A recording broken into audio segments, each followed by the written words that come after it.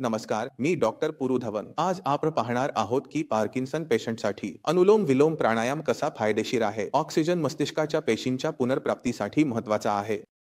Parkinson रोग कधी होतो? मस्तिष्कातील पेशी मरतात तेव्हा. डोपामाइन कमी होतं, ज्यामुळे मस्तिष्क स्नायू समन्वय बिघडतो आणि कंपकंपी येते. मस्तिष्क चांगलं ठेवण्यासाठी पेशींची गरज सुधारावी लागेल. वातावरण बदलल्यास पेशींची पुनर्प्राप्ती होते. पेशींना पुनर्प्राप्ती द्यायची असेल तर त्यांना झोप, आहार आणि ऑक्सिजन हवे. काही गोष्टी पुरवल्यास पुनर्प्राप्ती जलद होते. आम्ही व्हिडिओ बनवले आहेत की काय खायचं, कोणते व्हिटॅमिन्स द्यायचे, कसा व्यायाम करायचा. आज ऑक्सिजनवर चर्चा करणार आहोत, कारण तो प्रत्येक पेशीला आवश्यक आहे. मस्तिष्काला ऑक्सिजनची गरज इतर भागांपेक्षा अधिक आहे. हृदय धडधडत असेल, आपण पाहू, ऐकू शकतसू, तर हे मस्तिष्काच्या कार्यामुळेच आहे. संगणकात सीपीयू असतो जो सर्व प्रक्रिया करतो, त्याला ऊर्जा अधिक लागते. आता जर आपल्याला मस्तिष्काच्या पेशींना पुनर्प्राप्ती द्यायची असेल तर त्यांना काय वन आहे हे आपल्याला माहीत असलं पाहिजे. ते असू शकतं झोप, विश्रांती म्हणजेच योग्य आहार आणि ऑक्सिजन. जर आपण काही गोष्टी त्यांना पुरवल्या तर मस्तिष्काच्या आत पुनर्प्राप्ती जलद दिसून येते. त्यामुळे आपण या चॅनलवर अनेक व्हिडिओ बनवले आहेत की काय खायचं, कोणते व्हिटॅमिन्स आणि मिनरल्स द्यायचे, कशा प्रकारे व्यायाम करायचा, हे सर्व काही तयार आहे. पण आज आपण विशेषतः ऑक्सिजनवर चर्चा करणार आहोत, कारण ऑक्सिजन एक असा घटक आहे जो आपल्या प्रत्येक शरीराच्या पेशींना आवश्यक आहे. आपल्या मस्तिष्काला देखील ऑक्सिजनची गरज आहे आणि मस्तिष्काला ऑक्सिजनची आवश्यकता इतर शरीराच्या भागांच्या तुलनेत अधिक महत्त्वाची आहे. कारण जर आपलं हृदय धडधडत असेल, आपण पाहू शकतसू, ऐकू शकतसू, तर हे सर्व मस्तिष्काच्या कार्यामुळेच आहे. जसं आपण संगणकाकडे पाहतो तसं संगणकात सीपीयू असतो जो सर्व काही प्रक्रिया करतो, त्याला ऊर्जा देखील अधिक लागते. याच्याच प्रमाणे जेव्हा आपण मस्तिष्काबद्दल बोलतो, कारण मस्तिष्क आपल्या शरीराचा सीपीयू आहे, म्हणजेच सेंट्रल प्रोसेसिंग युनिट, तर याला ऊर्जा आवश्यकतेची खूप गरज असते. याला ऑक्सिजनची आवश्यकता असते. तर या उच्च ऊर्जा आवश्यकतेच्या गोष्टीला आपण कशा प्रकारे सुधारू शकतो, आता चर्चा करू. तर सुरुवात करतो. सर्वात आधी आपण अनुलोम विलोम करतो. जेव्हा आपण अनुलोम विलोम करतो तेव्हा आपण काय पाहतो? आपण डी व्रत घेतो. जेव्हा आपण डी व्रत घेतो तेव्हा तुमचं सगळं लक्ष तुमच्या श्वासावर जातं. तुम्ही ऑक्सिजनचं अधिक सेवन करायला लागता. जर तुमच्याकडे ऑक्सिमीटर असेल तर ऑक्सिमीटर लावून पाहिलं तर तुम्हाला 2 किंवा 3% ऑक्सिजन सॅच्युरेशनमध्ये वाढ दिसून येईल. आता रक्तातील 2 किंवा 3% ऑक्सिजन संपृक्तता तुम्हाला लहान वाटेल, परंतु मेंदूसाठी ते लहान नाही. 23% ऑक्सिजन मिळाल्यावर दीर्घकालीन दृष्टिकोनातून फायदेशीर ठरतं. योगाबद्दल बोलताना ते 1 ते 2 दिवसांचं नाही, मोठा फायदा दिसतो.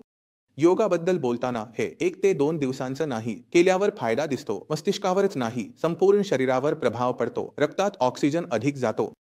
दीर्घकाळ केल्यास मस्तिष्कावरच नाही तर संपूर्ण शरीरावर प्रभाव पडतो. ऑक्सिजनचे सेवन अधिक केल्यास रक्तात ऑक्सिजन अधिक जातो, जो मस्तिष्काच्या पेशींना अधिक ऑक्सिजन देतो. जेव्हा आपण ऑक्सिजनचे सेवन करतो तेव्हा रक्तात ऑक्सिजन अधिक जात आहे. आता तीच ऑक्सिजनयुक्त रक्त आपल्या मस्तिष्कात जात आहे आणि आपल्या मस्तिष्काच्या पेशींना अधिक ऑक्सिजन देत आहे. तर तिथे आपण काय केलं? तिथे आपण वातावरण बदललं. ऑक्सिजनच्या पातळी वाढल्यामुळे आता मस्तिष्काकडे अधिक प्रोसेसिंग पॉवर येते. दुसरी गोष्ट, जेव्हा आपण श्वासाच्या व्यायामावर लक्ष केंद्रित करतो तेव्हा आपलं विचार करण्याची प्रक्रियाही आराम करू लागते. तुमचे स्नायू आराम करू लागतात, तुमचं मस्तिष्कही आराम करू लागते. आणि जेव्हा आपला मेंदू आरामशीर असतो, जेव्हा आपण विचार करत नसतो, तेव्हा आपण काय करतो ते म्हणजे आपल्या मेंदूला थोडा आराम देत असतो. मस्तिष्काला विश्रांती दिल्यास पुनर्प्राप्ती सुधारते. पार्किन्सन पेशंट झोप एक भयानक. कारण जर आपण पार्किन्सन पेशंटच्या बाबतीत बोललो तर पार्किन्सन पेशंट जेव्हा तुम्हाला बोलतात तेव्हा ते सामान्य समस्या सांगतात की त्यांना झोप चांगली असली तरी ती तुटलेली असते, कारण त्यांना खूप स्वप्न येतात. स्वप्न देखील अशी असतात की भयानक भयानक स्वप्न येत असतात, ज्यामुळे त्यांना रात्रीही भीती वाटत असते. झोपेत असताना देखील त्यांना भीती वाटत असते. तर जर आपण आपल्या मस्तिष्कावर नियंत्रण ठेवायला शिकले तर आपल्याला आपल्या संपूर्ण शरीरावर चांगलं नियंत्रण मिळवता येईल. जेव्हा आपण अनुलोम विलोम करत आहोत, प्राणायाम करत आहोत आणि श्वासावर लक्ष केंद्रित करत आहोत, तेव्हा श्वासामुळे जो ऑक्सिजन बाहेर येतो तो मस्तिष्काच्या प्रोसेसिंग पॉवरला वाढवतो आणि तोच आपल्याला आवश्यक आहे.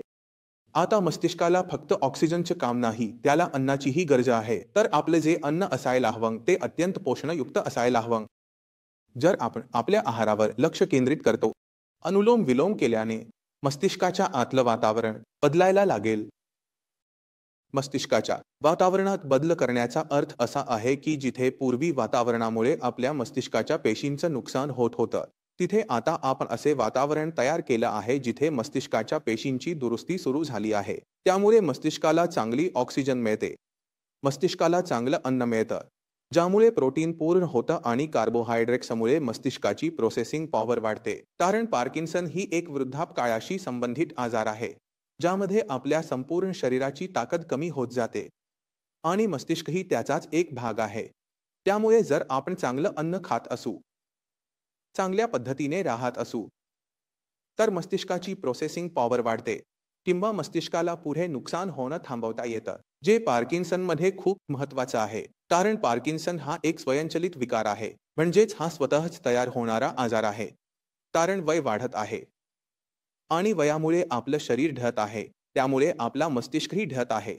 त्यामुळे कोणत्याही प्रकारे जर आपण मस्तिष्कात हा ढाण कमी करू शकलो किंवा थांबवू शकलो, तर ते पार्किन्सन पेशंटसाठी खूप महत्त्वाचं आहे. त्यामुळे माझी सर्व पार्किन्सन पेशंटसाठी एक सल्ला आहे की तुम्ही तुमच्या दिवसाचा 1 तास काढा आणि सकाळी बसून चौकडी मारून श्वासाच्या व्यायामात सहभागी व्हा. श्वासामुळे फक्त ऑक्सिजनच नाही, तर मस्तिष्कावरही याचा प्रभाव पडतो, जो खूप आवश्यक आहे. तर मी आशा करतो की या व्हिडिओमध्ये तुम्हाला समजलं असेल की पार्किन्सन पेशंटसाठी अनुलोम विलोम का आवश्यक आहे आणि याच्या मदतीने पार्किन्सनच्या आजारावर आपण कशा प्रकारे नियंत्रण ठेवू शकतो. तरीही मनात काही शंका असेल, काहीही विचारायचं असेल, तर डॉक्टर उपलब्ध आहेत, मी उपलब्ध आहे. आपण सर्व मिळून तुमच्या या समस्येचं समाधान करू. मी तुम्हाला पुढील व्हिडिओमध्ये भेटण्याची परवानगी मागतो. तोपर्यंत नमस्कार.